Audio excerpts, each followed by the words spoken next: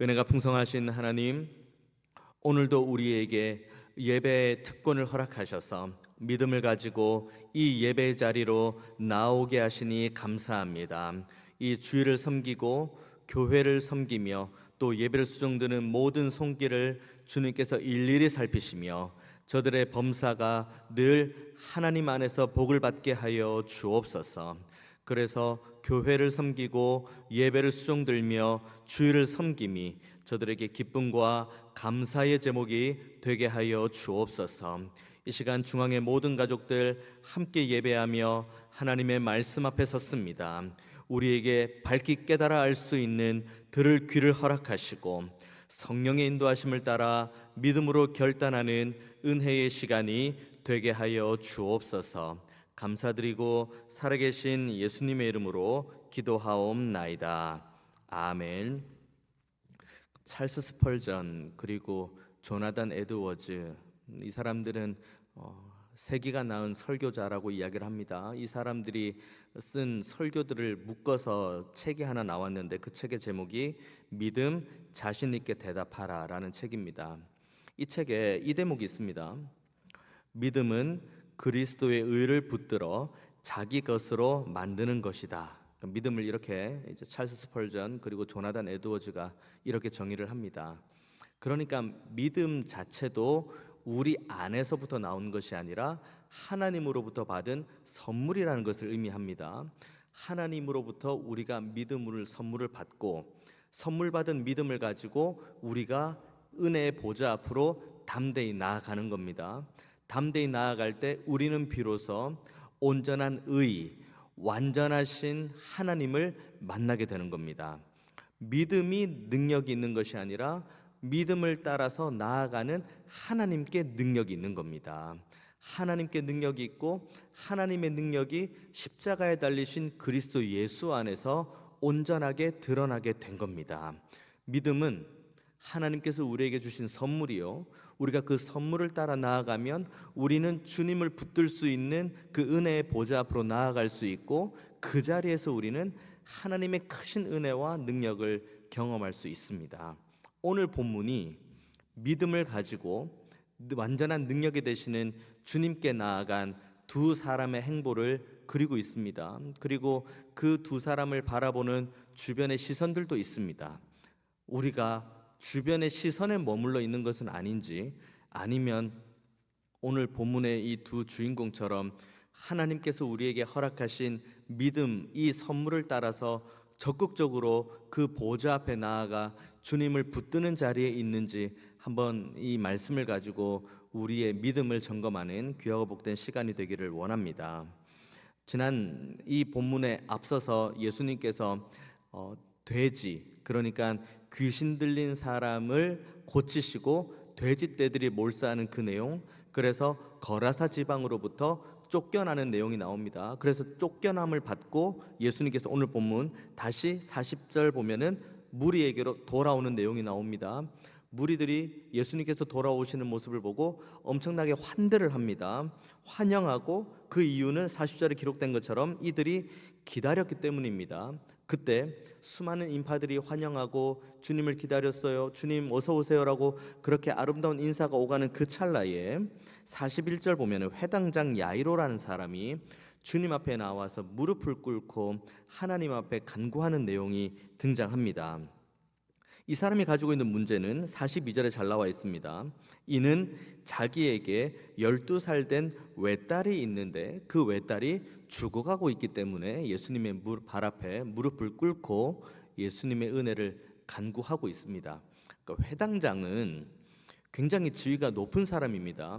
유대인에게 있어서 굉장히 유력 인사이고 회당 안에서 예배를 집례하고 그리고 두루마리 성경, 그때는 파피루스로 기록된 성경이기 때문에 그 두루마리를 관리하고 그리고 그 마을에 있는 모든 경건에 관련된 것들은 다 이 회당장이 책임을 집니다. 그러니까 많은 사람들에게 존경의 대상이 되는 사람이 야이로 회당장입니다.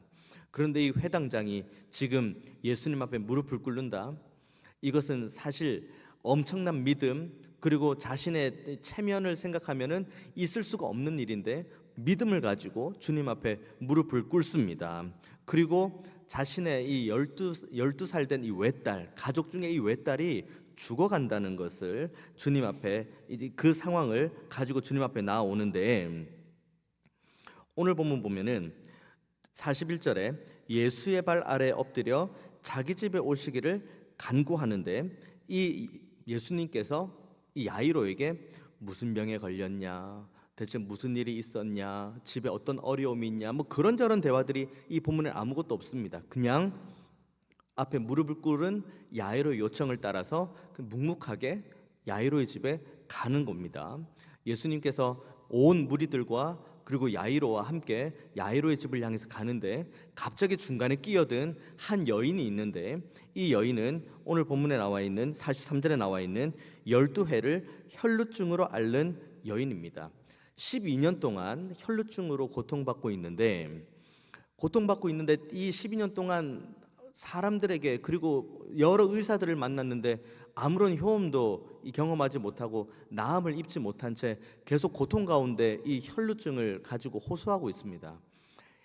혈루증을 앓고 있는 이 여인이 가지고 있는 건 크게는 두 가지 어려움이 있는데, 첫 번째는 육신이 가지고 있는 어려움, 정말 말 그대로 내 몸이 아프니까, 그것도 한 달, 두 달도 아니고 12년 동안 그렇게 고통 가운데 있으니까 일단 몸이 어렵고, 두 번째는 레위기 15장에 나와 있는 혈루증에 관련된 율례와 규례가 문제입니다. 이 여인에게는 레위기 15장의 말씀을 따른다면 이 여인은 이 사회, 그러니까 그 유대인들이 머물러 있는 사회에서 온전하게 함께 섞여 살 수가 없는 사람입니다. 왜냐하면 성막 생활을 하는 가운데 주어진 하나님의 말씀 레위기 15장에 보면은 혈루증을 앓는 여인에 대해서 분명하게 기록을 하고 있는데, 이 여인은 하나님 앞에서 부정한 여인이라고 간주가 되고, 그러면 이 여인은 이 혈루병이 나을 때까지 성막, 그들이 가지고 있는 회중 밖으로 떠나서 나을 때까지 기다려야 됩니다.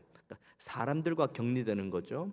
그리고 하나님 앞에 예배를 드리고 싶어도 예배가 끊어지는 상태인 거죠. 그렇게 부정한 상태에 놓여 있는 것이 이 혈루증, 그것도 12년 동안 혈루증을 앓고 있는 여인의 모습입니다. 그런데 이 여인이 지금 무엇을 했습니까? 예수님이 갑니다. 그 옆에 야이로가 있습니다. 그리고 온 무리가 우르르 몰려갑니다. 그런데 이 혈루증을 앓는 여인이 예수님 뒤로 몰래 와서는 예수님 옷자락을 살짝 붙듭니다. 그리고는 너무 놀랍게 혈루증을 앓는 여인이 12년 동안 고통했던 이 모든 혈루증이 온전하게 나음을 입은 겁니다. 그리고 이 혈루증 앓는 여인은 자신이 알죠. 내가 지금 나았다는 걸. 그래서 그 자리를 몰래 빠져나가려고 합니다. 왜냐하면 이 여인은 그 무리에 섞여서는 안 될 부정한 사람으로 모든 사람들이 인식하고 있기 때문에 몰래 빠져나와야 됩니다. 그런데 예수님께서 찾으시죠. 예수님께서 말씀하십니다. 45절의 말씀. 예수께서 이르시되 내게 손을 댄 자가 누구냐? 이렇게 묻습니다. 예수님께서 이렇게 물으시는 이유, 엄밀히 율법, 레위기 15장의 율법을 따지고 보면은 만약에 이 여인이 나왔다, 그래서 나와가지고 이만저만한 상황들을 다 이야기를 했다, 그러면 무슨 일이 율법적으로 벌어지냐면, 첫째는 이 여인이 많은 사람들 앞에서 자신이 율법을 범했다는 걸 인정을 해야 됩니다. 왜냐하면 격리되어야 되는 사람인데 들어왔으니까요. 더 나아가서 레위기 15장을 자세히 보면은 이 여인이 사회로부터 격리되는 이유가, 만지면 그 사람과 접촉을 하는 사람들도 부정한 사람으로 간주가 되기 때문에 외부로 이렇게 나가게 되는 건데, 예수님을 만졌다? 그러면은 율법의 기준이라면 예수님도 동일하게 부정적인 분이 되기 때문에, 그 율법의 기준으로만 따지면 뭐 예수님께서 굳이 이 여인을 데리고 나와라, 누구 있냐, 내 옷자락 만진 사람 누구냐, 뭐 그렇게 말할 이유가 전혀 없습니다. 그런데 굳이 예수님께서 내게 손을 댄 자가 누구냐고 45절에 찾고, 거기에 대해 베드로가 45절에 베드로가 이르되 주여 무리가 밀려들어 미나이다. 이것은 다시 말하면 무슨 의미입니까? 주님, 이렇게 무리가 많이 있는데 누가 손댔는지 우리가 어떻게 합니까? 그리고 지금 예수님의 옷자락을 만진 사람이 지금 한두 사람입니까? 지금 이렇게 많은 무리가 주님 주변에 이렇게 있는데 우리가 그걸 어떻게 찾습니까? 라는 모든 내용이 포함된 한마디. 그런데 예수님께서 46절에 다시 이야기를 합니다. 예수께서 이르시되 내게 손을 댄 자가 있도다. 이는 내게서 능력이 나간 줄 안다. 왜 예수님께서 이렇게 찾으십니까? 왜 예수님께서 이렇게 이 여인을 찾기를 원하십니까? 그 정답은 47절과 48절에 너무 자세히 나와 있습니다. 여인이 나오죠. 47절의 말씀. 여자가 스스로 숨기지 못할 줄 알고 떨며 나와 엎드려 그 손댄 이유와 곧 나은 것을 모든 사람 앞에서 말하니 예수께서 이르시되 딸아 내 믿음이 너를 구원하였으니 평안히 가라 하시니라. 이 사실을 예수님께서 야이로와 함께하는 모든 무리들에게 전해주고 싶었기 때문입니다. 내 입술을 통해서뿐만 아니라 이 하나 예수님의 은혜로 인해서 고침받은 이 사람의 삶을 통해서 예수님께서 병을 고치시고 예수님께서 죄를 사해 주시는 이 놀라운 능력이 모든 사람에게, 믿는 모든 사람, 내가 믿음을 가지고 주님 앞에 나아가면 주님께서 내 모든 아픔과 연약함을 아시고 고쳐주시지, 주님은 능치 못함이 없으시지 라고 생각하고 오는 모든 믿음 있는 자에게 은혜를 주신다는 것을 많은 사람에게 드러내 보여주시기 위해서 예수님은 굳이 이 여인을 나오라고 하는 겁니다. 그래서 실제로 47절에 보면은 여인의 입술로 간증을 합니다. 여자가 스스로 숨기지 못할 줄 알고 떨며 나와 엎드려 그 손댄 이유와 곧 나은 것을 모든 사람에게 말한다. 이 여인은 주님께서 병 고치시는 분이시라는 것, 그리고 주님께서 죄를 사해 줄 수 있는 유일한 분이라는 것을 삶을 통해서 모든 사람에게 지금 말해주고 있는 겁니다.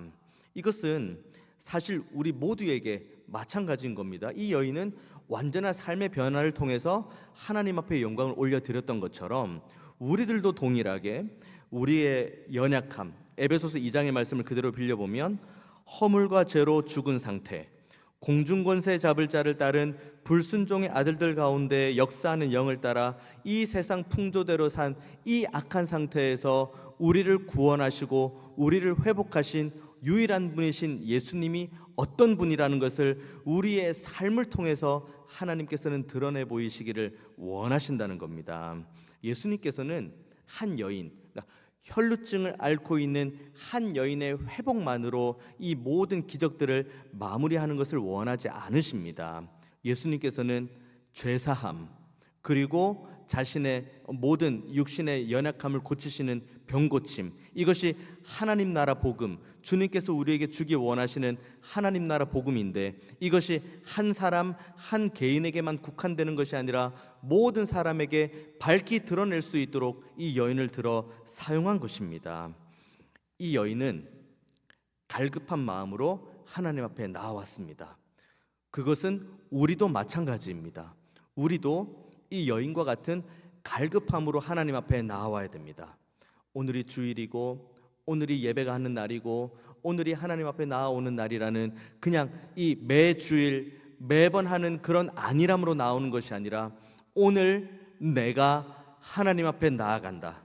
이 믿음을 주신 분은 하나님이시다. 하나님께서 나에게 믿음이라는 것을 선물로 주시고 이 믿음이라는 선물의 통로를 따라서 내가 주님의 보좌 앞에 담대히 나아갈 때 능력의 주님, 사랑의 주님, 우리를 회복시키시고 우리를 죄에서부터 구원해 주시고 우리를 온전한 길로 인도해 주시는 그 주님을 내가 경험하는 그 은혜의 자리로 나아가겠다. 이 간절함이 저와 여러분 모두에게 있어야 됩니다. 그래서 우리는 하나님의 말씀 가운데로 나아갈 수밖에 없습니다. 말씀 자체에 능력이 있는 것이 아니라 말씀 가운데 주시는 하나님의 은혜 가운데 우리는 능력을 경험할 수가 있습니다. 말씀이 육신 되시는 예수님, 그 주님께서 주신 말씀이 여기에 담겨져 있는데 이 말씀을 통해서 우리는 우리의 연약함을 더 많이 볼 수 있고 그리고 말씀을 통해서 이 연약함을 가지고 하나님 앞에 나아갈 수 있는 그 은혜를 기대할 수 있고 말씀을 통해서 우리가 하나님 앞에 나아갈 때 큰 의와 놀라운 사랑과 능력을 주시는 하나님의 크신 은혜를 경험할 수가 있습니다. 이제 우리는 이 혈루증을 앓는 여인처럼 나 혼자 은혜 받고 나 혼자 하나님의 능력과 나 혼자 하나님의 의를 경험하는 자리에 머무르는 것이 아니라 이제는 혈루증을 앓는 여인이 47절에 있는 것처럼 자신의 모든 것들을, 자신이 그동안 경험했던 모든 것들을 사람들 앞에 온전하게 드러내는 것처럼 우리도 동일하게 우리가 받은 은혜, 우리가 받은 사랑, 우리가 받은 구원의 감격, 이것을 모든 사람에게 드러내는 자리로 나아가야 됩니다.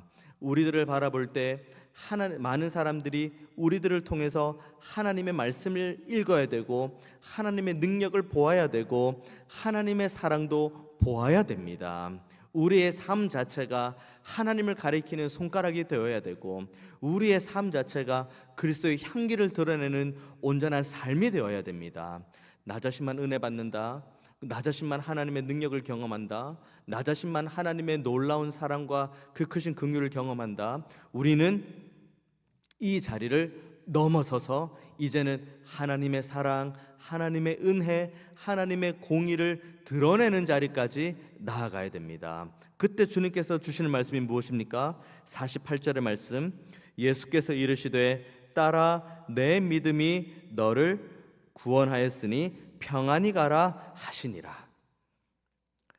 혈루증 앓는 여인에게 주시는 하나님의 크신 은혜는 평안으로 마무리가 됩니다. 그리고 이 말을 지금 예수님께서 누구에게 주길 원하시냐면 야이로에게 주기를 원하십니다. 마음이 급합니다.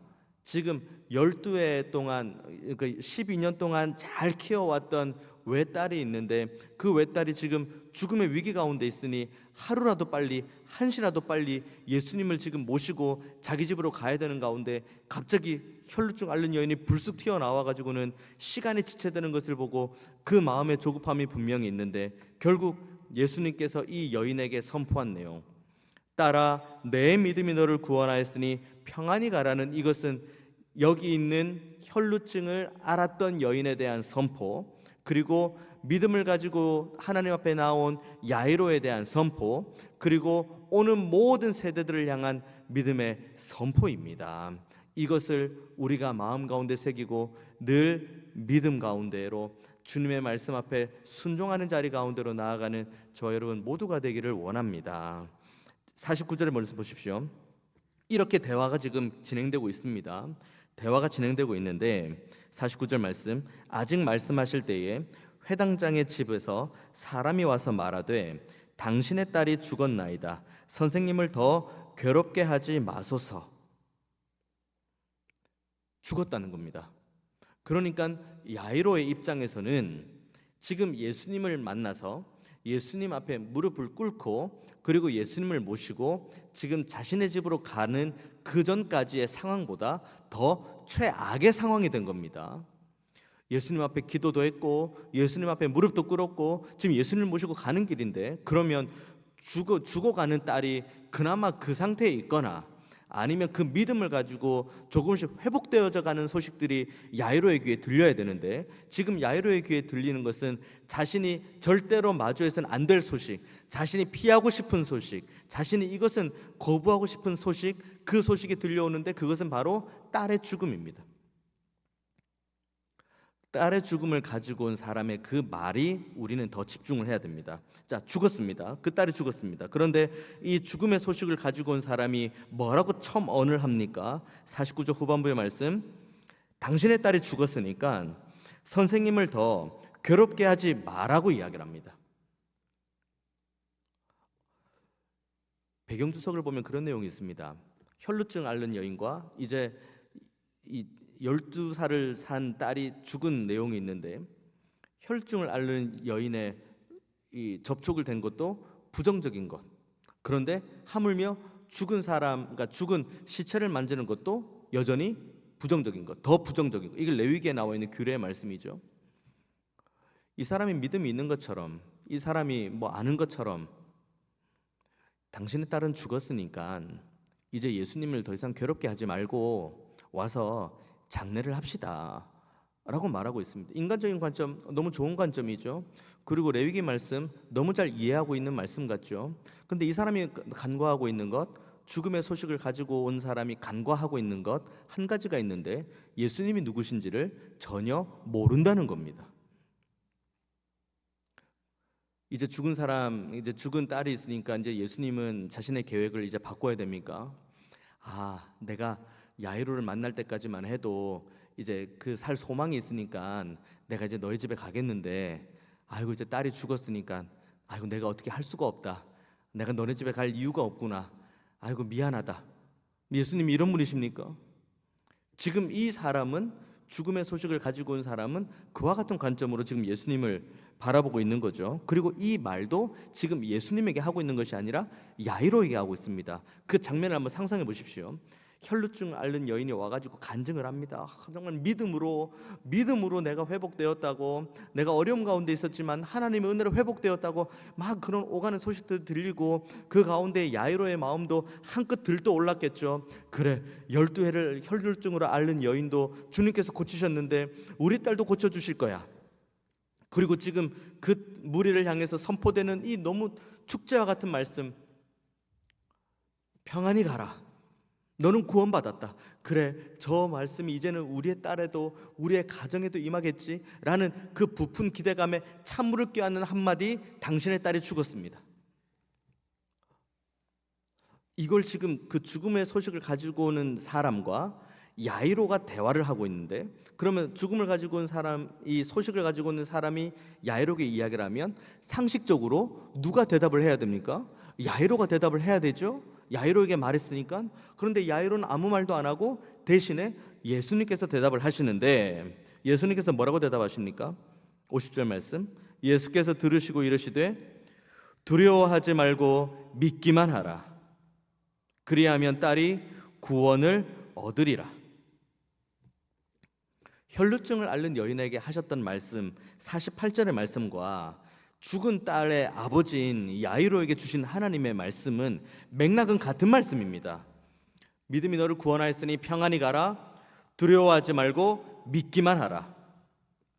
인간적인 관점에서만 보면 상황은 더 악화됐습니다. 죽어가는 딸이었는데 딸이 죽었죠. 왜 저 사람은 고쳤는데 우리 딸은 죽는 거지? 마음의 상처, 그리고 그 여인을 향한 원망, 그리고 수만 가지 마음들이 야이로의 마음에 순식간에 몰려옵니다. 그런데 그 가운데 주님께서 주시는 딱 한마디, 두려워하지 말고 믿기만 하라. 처음 그 무리들 가운데에서 회당장이 가지고 있는 그 지위와 직책과 명성과 자신이 가지고 있는 자리값과 그리고 자신이 그동안 믿어왔던 그 모든 것들을 다 벗어던지고 내 앞에 무릎 꿇었던 그 믿음, 그 첫 믿음, 저분이면 충분하다, 예수님이면 충분하다, 그 믿음, 두려워하지 말고 뭐 죽음과도 같은 것, 수만 가지 마음들이, 마음의 유혹들이 너의 가운데 찾아오지만 다 끊어내고 오직 예수님을 믿기만 하라. 주님께서는 지금 그것을 말씀하고 있습니다. 그리고 그 집으로 가십니다. 그 집으로 가니 무슨 일이 있습니까? 52절 말씀, 모든 사람이 아이를 위하여 울며 통곡하매 예수께서 이르시되 울지 말라, 죽은 것이 아니라 잔다 하시니.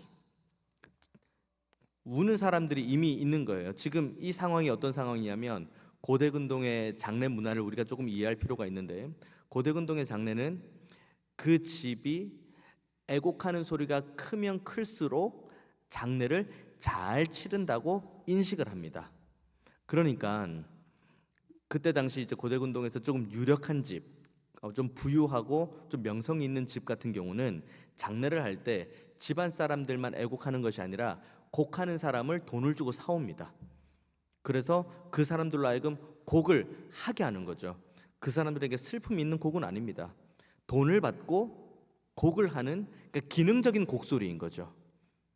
오늘 본문도 보십시오. 52절 말씀, 모든 사람이 이 아이를 위하여 울며 통곡하매 예수께서 이르시되 울지 말라, 죽은 것이 아니라 잔다라고 이야기를 하면, 그러면 사람들의 마음은 기대감이 있어야 됩니다.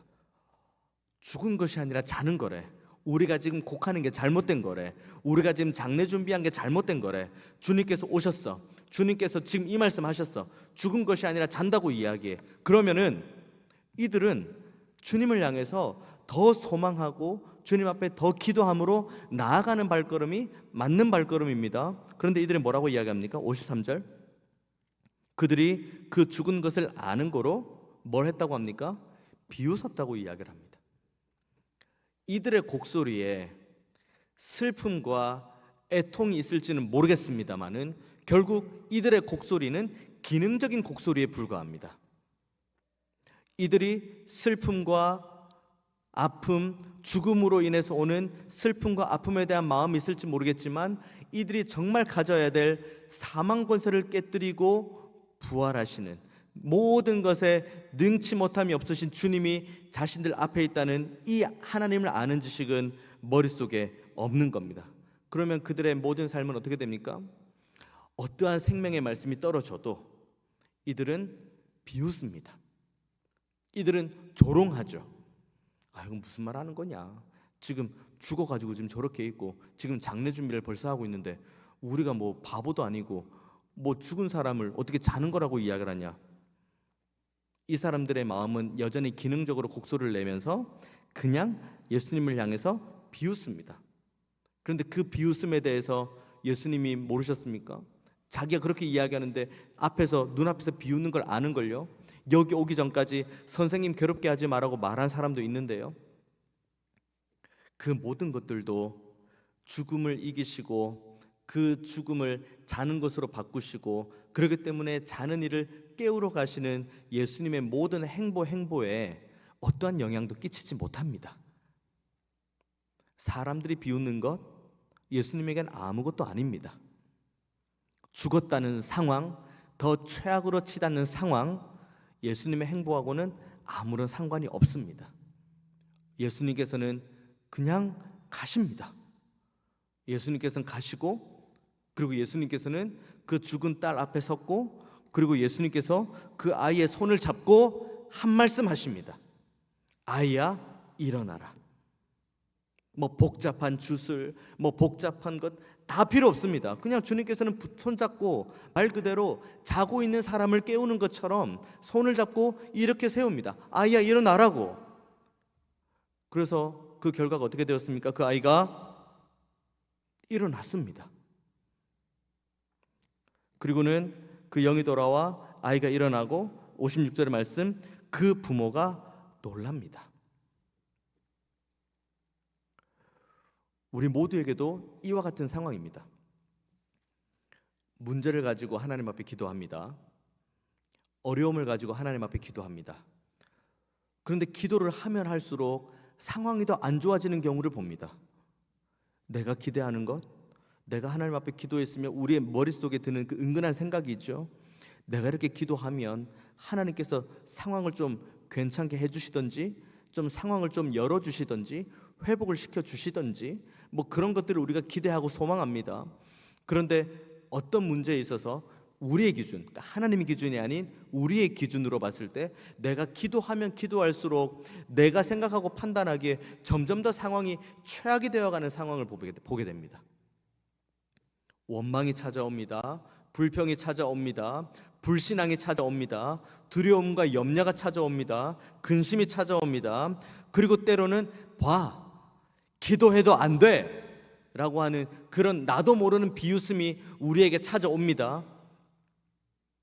그런 마음과 그런 생각들이 우리에게 찾아온다면 오늘 본문에 나와 있는 울지 말라, 죽은 것이 아니라 잔다고 말씀하시는 그 예수님의 말씀 앞에 비웃는 그들과 우리와 하등 차이가 없습니다.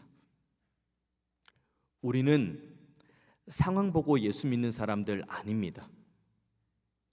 환경 보고 예수 믿는 사람 아닙니다. 내가 기도한 대로, 내가 생각한 대로 응답하는, 마치 그 자판기처럼 내가 누르면은 내가 누른 대로 뭔가가 되는 그런 우상 숭배하는 형식으로 우리가 예수님 믿는 것 아닙니다. 주님께서 오늘 본문을 통해 말씀하시길 원하시는 우리를 향한 믿음은 딱 하나입니다. 두려워 말고 믿기만 하라. 우리에게는 두려움 없는 믿음이 필요합니다. 이걸 위해서 우리는 더욱더 필사적으로 주님을 알아가는 데 힘써야 됩니다. 이 하나님의 말씀을 통해서 하나님이 어떤 분이신지, 온 우주 만물을 창조하신 하나님이 어떤 분이신지, 그 사랑에 대한 확증으로 우리에게 보내주신 예수 그리스도가 어떠한 행보를 걸으셨는지 우리는 더욱더 힘써 배워야 됩니다. 왜 배워야 됩니까? 지식 자랑하기 위해서? 내가 성경을 많이 안다는 것을 자랑하기 위해서? 내가 하나님의 말씀을 이만큼 많이 읽었다는 걸 자랑하기 위해서? 아니요. 우리가 하나님의 말씀을 많이 읽고 많이 알고, 그래서 하나님이 어떤 분인지를 내가 많이 알면 알수록 우리는 하나님 앞에 무릎을 꿇습니다. 하나님이 어떤 분인지 알면 알수록 반대급부로 켜지는 게 뭐냐면, 나는 아무것도 아니라는 거거든요. 나는 아무것도 아닙니다. 주님, 제가 할 수 있는 것도 아무것도 없습니다. 저의 약함을, 이 질그릇과 같은 이 모습을 그냥 하나님 앞에 올려드립니다. 이 약함을 통해 하나님의 강함을 드러내 보여 주옵소서. 이것이 바로 두려움 없이 믿는 믿음입니다. 하나님을 모르면 우리는 용감해집니다. 내가 뭔가 할 수 있는 것처럼 보이거든요.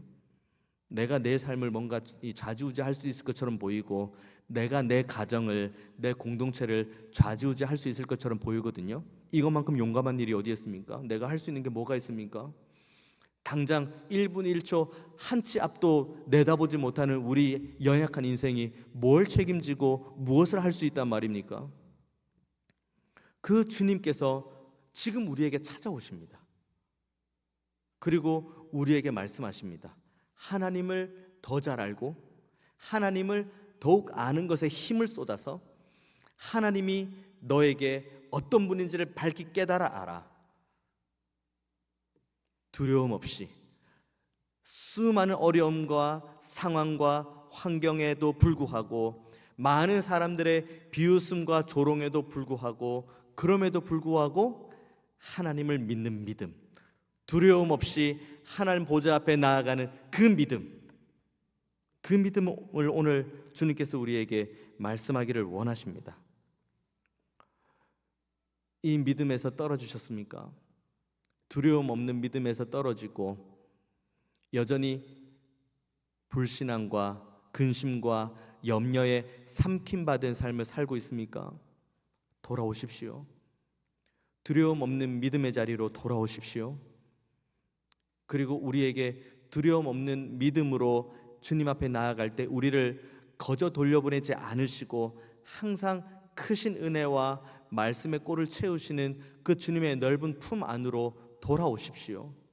불신앙의 자리에 머무르지 마시고, 믿음 없는 자리에 머무르지 마시고, 염려와 근심이 있는 자리에 머무르지 마시고, 사탄이 조롱하는 자리에 머무르지 마시고, 믿음이 있는 자리로, 하나님의 은혜가 있는 자리로 돌아오십시오. 우리가 믿음을 가지고 살아야 되는 이유, 우리가 두려움 없는 믿음을 가지고 하나님과 함께 동행해야 되는 분명한 이유를 바울이 갈라디아서 2장 20절을 통해서 이렇게 기록합니다.